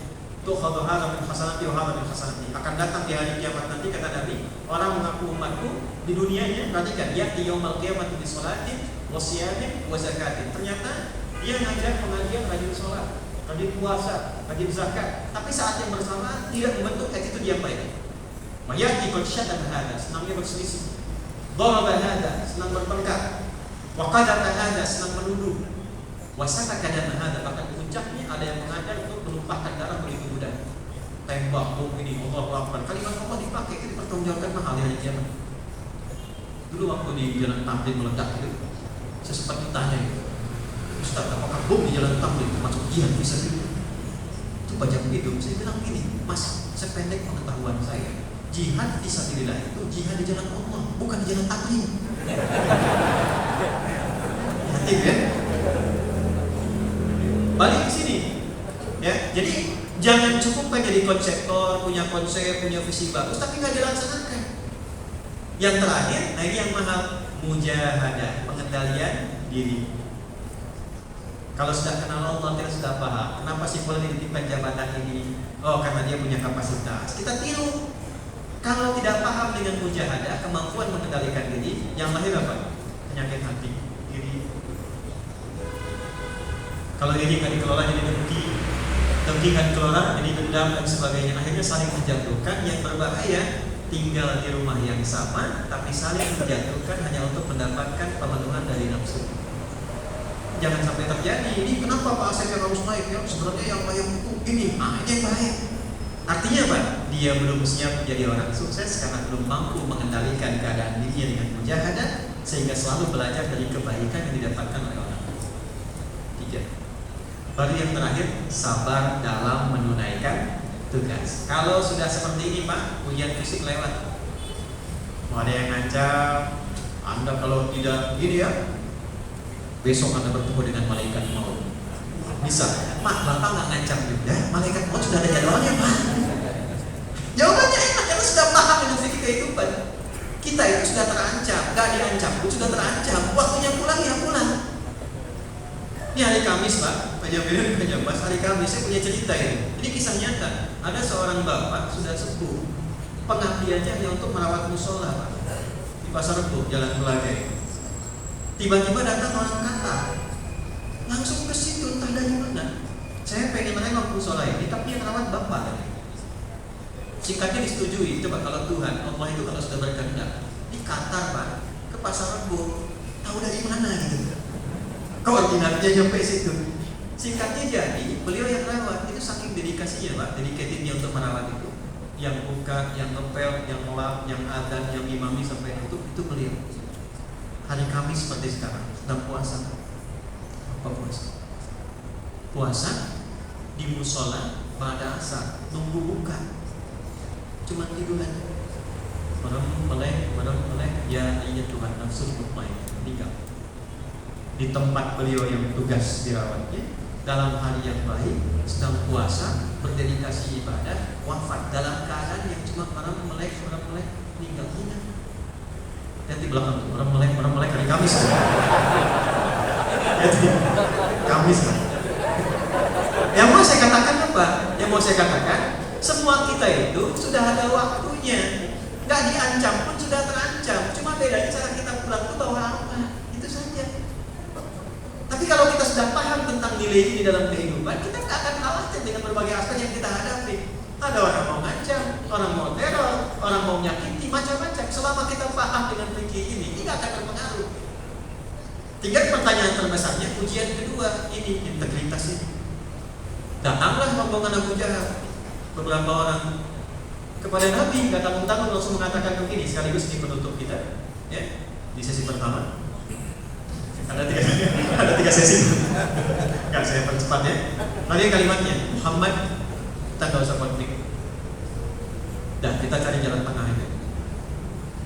Mulai deal Pak, cari jalan tengah aja. Malam ini kami nyembah Tuhan kamu. Besok kamu nyembah Tuhan kita kalau lebih cepat. Apa yang kamu minta kamu berikan. Pengen jadi pemimpin kami kasih. Mau pasangan tercantik kami fasilitasi. Gratifikasi Pak. Nah, masuk babnya nih, bab integritas, gratifikasi. Jadi kalau fisik sudah tidak berpengaruh, tawaran-tawaran pasti akan datang pada sifat-sifat yang terkait dengan aspek keadilan, kemaslahatan dan kebaikan. Godaan tertinggi pada puncaknya yang jarang bisa diatasi kalau tidak punya pakem ini adalah gratifikasi yang pertama. Tawaran-tawaran yang menyentuh langsung pada nafsu. Maka turunlah ayat untuk memandu Nabi. Ini ayat ini. Qul ya ayyuhal kafirun la a'budu ma ta'budun wa la antum 'abiduna ma a'budu wa la ana 'abidun ma 'abadtum wa la antum 'abiduna ma a'bud lakum dinukum. Ini surat mahal Pak, dan ayatnya mahal. Qul, katakan Muhammad, viralkan bahasa kita sekarang. Ya ayyuhal kafirun, dan banyak orang belum tahu tentang makna kafir. Ini makna itu sopan, katanya kata sopan Pak, tapi memiliki makna yang sangat dalam. Diserap ke dalam bahasa Inggris jadi cover is taken from Arabic. Ya, when you say cover, this book has a cover. Ya, buku ini punya cover. Cover itu kan sesuatu yang menutup, sehingga nggak kelihatan dalamnya kan. Nah, orang yang menutup diri pada kebenaran, pada kebaikan, kemuliaan, itu namanya kafir. Muhammad, katakan pada orang yang masih menutup diri pada nilai-nilai kebenaran yang berkeadilan itu, sehingga dia membawa keinginan transaksi untuk menutupi kebenaran itu. Katakan pada diri, la a'budu ma ta'budun. Bukan begitu cara yang baik ini. Kalau masalah toleransi dalam keyakinan, sudah biarkan kami beribadah sesuai keyakinan, Anda ibadah sesuai keyakinan Anda. Tidak perlu dicampur-campurkan. Kalau mencampurkan itu artinya menutup kebenaran. Anda kan meyakini yang Anda yakini itu benar. Kita meyakini yang kita yakini benar. Toleransi tertinggi itu zero tolerance dalam bidang akidah. Artinya apa? Anda ibadah sesuai keyakinan Anda, kami ibadah sesuai keyakinan kami. Lakum dinukum waliyadin. Itulah tingkat tertingginya. Jangan mengcover, jangan ditutup keadilan itu, kebaikan itu, sehingga punya kesimpulan yang salah. Nah, tawaran ini datang kepada Nabi dalam bab tentang toleransi beragama, tentang keyakinan, tapi tawarannya datang dengan gratifikasi. Makanya apa yang perlu diperkuat, yang diikat itu apa? Yang diikat itu kemapanan jiwa dulu. Inilah nukleus kehidupannya, takwanya itu. Kalau ini sudah matang, takwa itu kan lawannya nafsu Pak. Ya, lawannya nafsu. Ini ada takwa, ini ada nafsu. Nafsu itu nama lainnya fujur. Quran surah 91 ayat 7 sampai 10. Wa nafsi wa ma sawwaha fa alhamaha fujuraha wa taqwaha. Jadi di jiwa ini ada dua, ada takwa kebaikan, ada nafsu fujur keburukan. Jadi kalau orang itu pintar, kepintarannya tembus kepada nafsu, pintarnya dibimbing oleh nafsu. Tapi kalau pintarnya masuk ke takwa, dikendalikan oleh jiwa takwanya. Nah, kalau ini bisa diikat dengan baik, dipelajari dengan benar, maka semua konstruksi pikiran kita akan dibimbing oleh jiwa takwa kita. Inilah yang akan menguatkan nilai integritas dalam kehidupan. Jadi integritas itu bukan ada di sini. Integritas itu di sini. Ya, jiwa takwanya itulah kenapa sebabnya di semua lapis kehidupan berbangsa dan bernegara di Indonesia itu ada spirit takwa semuanya tanpa kecuali. Dan dari 5 Pancasila, sila pertamanya ketuhanan dulu. Ini harus aktif dulu Pak. Kalau ini aktif baru muncul integritas. Bapak mau bahas diskusi, bikin stadium general, membahas integritas, cuma di sini saja, nggak akan nyampe Pak. Betapa banyak kuliah stadium general pengarahan membahas tentang pentingnya integritas, pentingnya berbangsa dan bernegara, tapi dia nggak pernah dilatih. Hanya pintar di sini dikelola nafsu, maka menjadi pencuri yang lebih profesional. Dan yang berbahaya sekarang Pak, nafsu itu sudah kenal nilai-nilai kebaikan untuk dibawa pada keburukan. Sabar itu kan di sini Pak. Sekarang setan memprovokasi orang berbuat jahat sudah menggunakan instrumen sabar. Ada pencuri motor, depan satu lokasi toko, Yang profesional ngawasin pemula, yang pemula praktek. Kamu harus 3 detik selesai, udah 5 detik belum selesai. Bos belum nih, sabar aja, sabar. Pak, sekarang koruptor sabar dalam korupsinya, Pak. Bu, pencuri sabar dalam pencuriannya. Yang bermaksiat aja sabar. Kenapa kita yang menegakkan kebenaran tidak sabar? Gak apa-apa, kalau tuntutan banyak sabar. Berjilid-jilid gak apa-apa, yang penting nuntut rapi, profesional, bagus. Sabar. Nah, Nabi mendidik ini sampai muncul orang-orang hebat di kemudian hari. Yuk lihat. Maaf Bapak Ibu sekalian, praktek integritas dengan konteks pemberian gratifikasi. Sahabat lewat satu tempat, kepala sukunya sakit, terkena kalajengking Arab waktu itu, zaman jahiliyah. Obatnya sudah nggak ada. Tiba-tiba memutuskan bertanya pada golongan sahabat ini, siapa yang bisa menyembuhkan kemudian dia? Satu orang mengatakan Allah yang menyembuhkan. Dibacakan surat Al-Fatihah dengan izin Allah, karena koneksinya tinggi, dengan izin Allah sembuh. Jadi kisah nyata, Anda bisa lacak ceritanya ya, bukan karanya. Ketika sembuh dikasih hadiah kambing. Ada yang menyebutkan 20 ekor, ada yang menyebutkan 10 ekor. Begitu dapat kambing, Pak, sahabat-sahabat yang sangat lumpuh polos ini, karena dapat pelatihan tadi yang pertama tentang integritas, kambingnya tidak dibawa oleh mereka, dibawa ke Nabi dulu untuk lapor. Ya Rasulullah, ada yang minta bantuan kepada kami bantu, tiba-tiba dapat hadiah, kami takut ini gratifikasi, bagaimana menyelesaikannya? Kebayangkan? Belum era Google, belum Facebook, belum kompleks, belum ada digital sampai sekarang. Orang hanya ngaji 1, 2, 3, 7 ayat, cuma ngaji Al-Fatihah, sudah tertanam pada dirinya, dikasih 20 kambing, datang tanya pada Nabi. Nabi statusnya gimana? Nabi ketawa. Ketawanya itu bukan karena kambingnya, karena bahagianya Al-Fatihah itu hadir dalam jiwa. Jadi Bismillah itu bukan cuma di lisan, Pak, sampai ke sini punya Allah. Takut kalau salah ngomong itu, kalau meninggal dalam keadaan maksiat. Makanya ulama mengatakan kesimpulannya, kalau Anda terfikir berbuat maksiat, bayangkan wafat saat itu. Ada orang tawari Anda misalnya untuk berbuat curang, tawarkan sogokan, bayangkan ketika menerima itu Anda wafat dan diviralkan di alam langit, wafat dalam keadaan menjadi jaksa yang meninggal kena sogokan. Mau? Itu harus masuk ke sini, Pak. Harus punya rasa saya punya Allah. Kalau sudah merasa punya Allah, buat. Maka kata Nabi, ayo bagi makan bersama. Gak apa-apa, ini pemberian kita semua makan, supaya tidak terbagi ke dalam satu bagian saja, sehingga menimbulkan beda persepsi di mata orang. Abu Hurairah dipercaya kemudian setelah pelatihan integritas ini, jaga Baitul Mal, pusat harta. Datang malam-malam. Nah, nanti saya sekaligus menutup ke An-Nisa setelah ini. Begitu datang malam-malam, seseorang mau nyuri, Pak, ketangkap. Tolong jangan tuntut saya di hadapan Nabi, tuntut saya di hadapan Nabi. Jaksa. Enggak, tapi saya tangkap dulu nih. Saya tangkap nih. Saya mesti selidiki dulu tuh, mesti penyelidikan. Oh jangan. Saya ini karena lapar aja, saya nggak punya apa-apa nih. Ya, tolong jangan laporkan saya pada Nabi, karena iba dilepas. Lapor pada Nabi kejadian besoknya. Kata Nabi apa? Dia bohong. Kamu jangan memutuskan menyimpulkan perkara karena iba. Pakai standar hukum yang benar. Jangan karena iba, standar hukum nggak dipakai. Malam ini akan datang lagi, kata Nabi. Malam ini datang lagi nanti. Begitu datang malamnya, betul.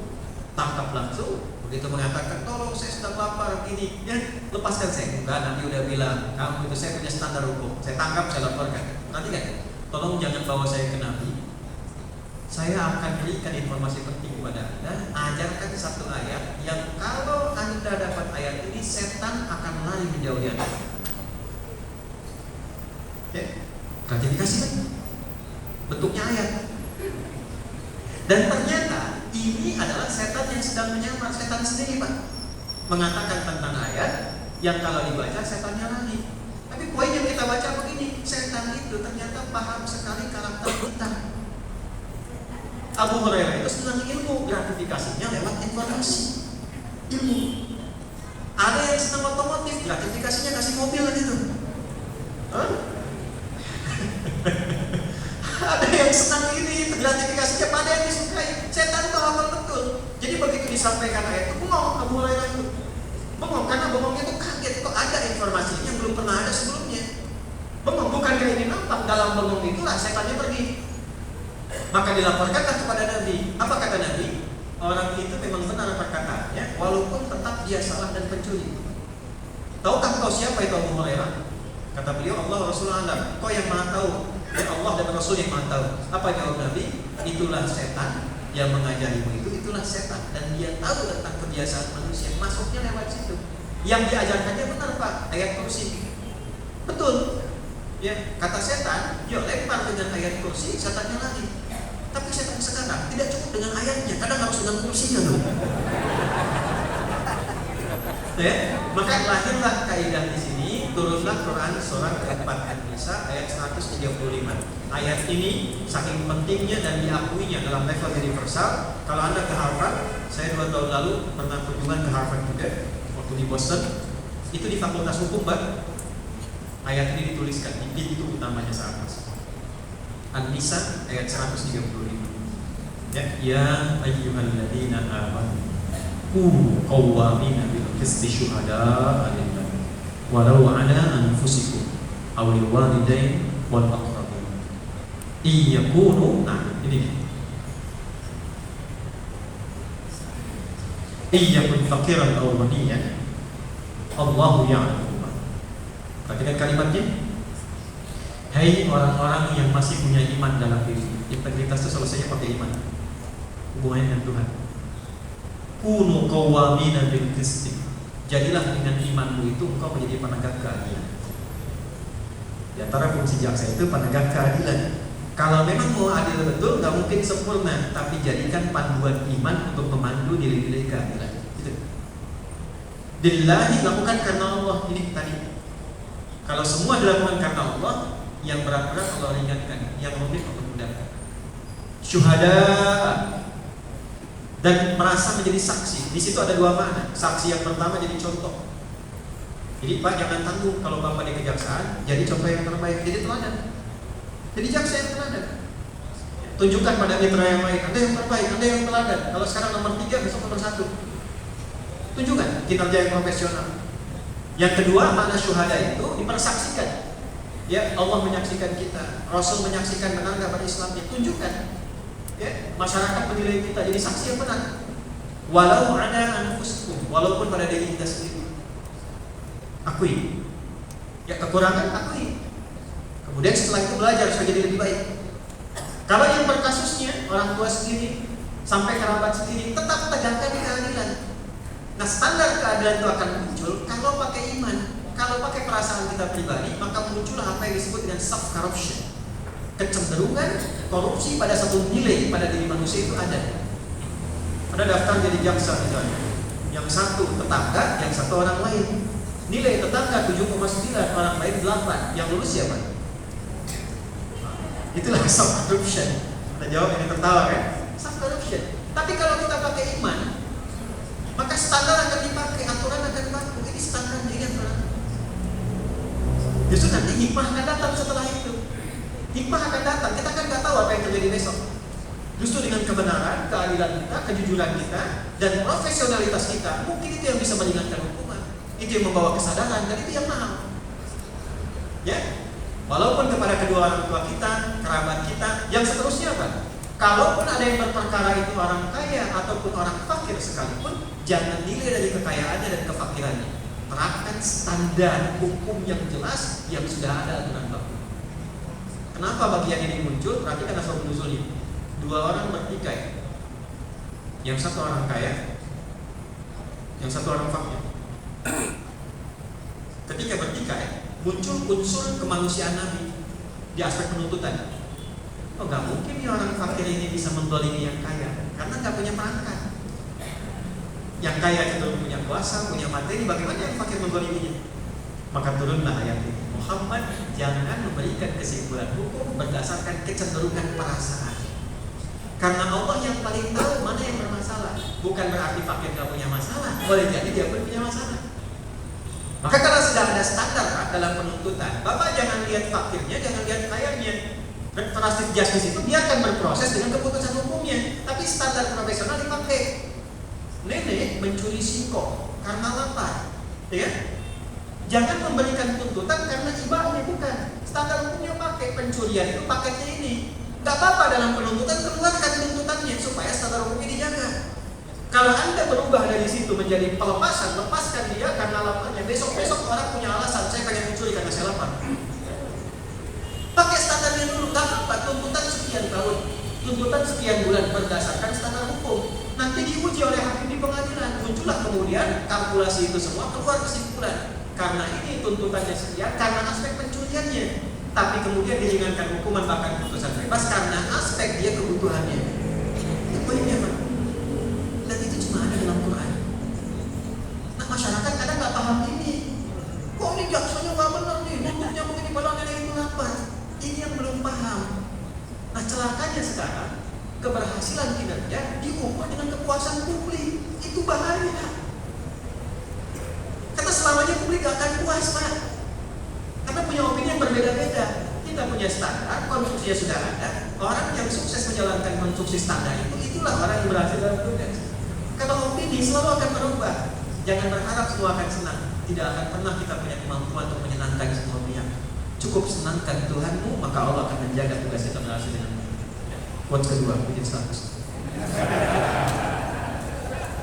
Nah, ini baru satu ayat, Pak. Kalau 10 tahun, 6.236 ayat. Ya, saya kira itu dulu ya sebagai gambaran silaturahim kita yang paling dasar, yang paling pokok. Tapi banyak ayat nanti yang sangat sekali menarik. Dan ayat itu ditutup dengan kalimat ini, innallaha kana 'alaikum khabira. Ya, bima ta'maluna khabira. Dan yakinkan pada hatimu yang paling dalam, Allah mengawasi tugasmu dengan detil. Mengawasi tugas kita dengan detil. Jadi kalau itu sudah kita hadirkan, pengawasan Tuhan sampai ke dalam hati yang paling dalam, insya Allah kita terjaga. Mudah-mudahan wafatnya husnul khatimah, menjadi yang terbaik, dan bermitra dengan siapapun sekitaran kita dalam kebaikan untuk mewujudkan Indonesia yang tertib, yang nyaman, yang baik menuju generasi emas 2045 sampai ke depannya insya Allah. Baik Ibu sekalian, kita akhiri dengan doa. Mudah-mudahan doa kita diterima oleh Allah Subhanahu wa taala. Allahumma taqabbal minna innaka antas samiul alim wa tub 'alaina innaka antat tawwabur rahim. Rabbana la tad'a lana fi maqamina hadha wa fi kulli maqamin dhanban illa ghafartah. Ya Allah, jika ada pendosa di antara hamba-Mu yang hadir saat ini, jangan biarkan meninggalkan majlis ini kecuali Kau telah ampuni seluruh dosa-dosanya. Wala hamman illa farajtah, jika ada yang pernah merasakan kegelisahan di hatinya, mohon tenangkan keadaan jiwanya. Wala asra illa yasartah, jika ada satupun di antara kami yang telah menunaikan tugas merasakan kesulitan seberat apapun, mohon ringankan dan hilangkan seluruh kesulitannya. Wala maridan illa syafaitah, jika ada yang sakit dengan penyakit apapun, mohon angkat dan sembuhkan penyakitnya. Allahumma ya arhamar rahimin, alif baina qulubina waj'alna ya rabbana ailatan wahidah. Ya Allah, satukan hati-hati para jaksa baik di gedung ini ataupun di tempat manapun di seluruh lapis kehidupan Indonesia menjadi satu keluarga yang baik, yang saling mendukung, saling menguatkan, saling mendoakan dalam kebaikan. Allahumma hafadh ya Allah ma'ana waj'al qudana ya khafifu hisabahum yawmal qiyamah. Ya Allah, mohon berikan petunjuk, kekuatan, kesehatan dan bimbingan pada para pemimpin kami di semua level kehidupan bangsa dan negara ini. Berikan hidayah untuk melahirkan kebijakan-kebijakan yang baik, berkeadilan, yang meringankan hisab mereka di akhirat kelak. Wafat munadana waj'al mukhlasin lak-din, dan mohon ya Allah, penjaga para ulama kami, guru-guru kami agar ikhlas dalam berdakwah, mencerahkan umat, menyatukan, menjauhkan dari perpecahan. Rabbana ij'al baldatana Indonesia balatan thayyibatan wa anta tardah. Ya Allah, jaga negeri kami yang kami cintai ini ya Allah. Berikan kami kemampuan untuk menjaga negeri ini dari negeri yang makmur yang Kau ridhoi. Jauhkan kami dari perpecahan, satukan kami dalam kebaikan. Rabbana atina fid dunya hasanah wa fil akhirati hasanah wa qina adzabannar. Wa sallallahu ala sayyidina Muhammad wa ala alihi wa sahbihi ajma'in. Wa akhiru da'wana subhanakallahumma rabbana wa bihamdika asyhadu an la ilaha illa anta astaghfiruka wa atubu ilaik. Walhamdulillahi rabbil alamin. Saya kira itu yang saya sampaikan. Tadi saya harus minta maaf pada jam hidup. Surat tidak berbalas, telepon tidak terangkat. Saya tidak tahu dikirim kemana surat dan teleponnya itu. Tapi ini nanti ada, kita ada staf di akhir center Pak. Kalau ada apa-apa nanti ke situ. Dan sebagai permintaan maaf sekaligus silaturahim, saya memberikan hadiah. Nanti Bapak pilih Pak, kalau saya boleh saran, yang paling lama pengabdiannya, yang satu orang laki-laki, satu perempuan, kita berikan hadiah umrah nanti insya Allah. Kita berangkat. Saya kan yang tertinggi bintang 4 ya Pak, kita kasih bintang 5 ya, di Mekah dengan di Madinah insya Allah. Berangkat tanggal 6 Agustus akan diiringi oleh para ahli Al-Quran. Jika nanti ada yang dari TNI, dari Polri dan yang lain sebagainya, ya, dan mudah-mudahan jadi baik insya Allah ketika ada di sana kembali. Saya kira itu saja. Terima kasih. Assalamualaikum warahmatullahi wabarakatuh. Pak, saya jadi sendal ya. Pak Dede samping Bapak. Langsung salawat ya. Baik, terima kasih banyak kepada Syekhuna Muhammad Hasan Ali Hidayah yang sudah memberikan pencerahannya di Masjid Betul Adi, khusus di lingkungan Kejaksaan Agung Republik Indonesia. Dan kami perkenankan jika ada jemaah yang ingin berfoto, mohon maaf karena beliau akan mengejar waktu di Solo, jadi mohon dimaafkan jika beliau langsung memberangkatkan diri dan segera meninggalkan kantor. Terima kasih banyak yang kami ucapkan. Kami dari Masjid Baitul Adi mengucapkan terima kasih banyak kehadiran dan kedatangan Syekhuna Muhammad Hasan Ali Hidayah yang sudah memberikan usianya, ceramahnya, sehingga pencerahannya, dan mudah-mudahan Kejaksaan Agung RI ini diberikan Nur Muhammad Sallallahu Alaihi Wasallam dari kajian dan pencerahannya. Demikian yang dapat kami sampaikan. Mohon maaf segala kekurangan.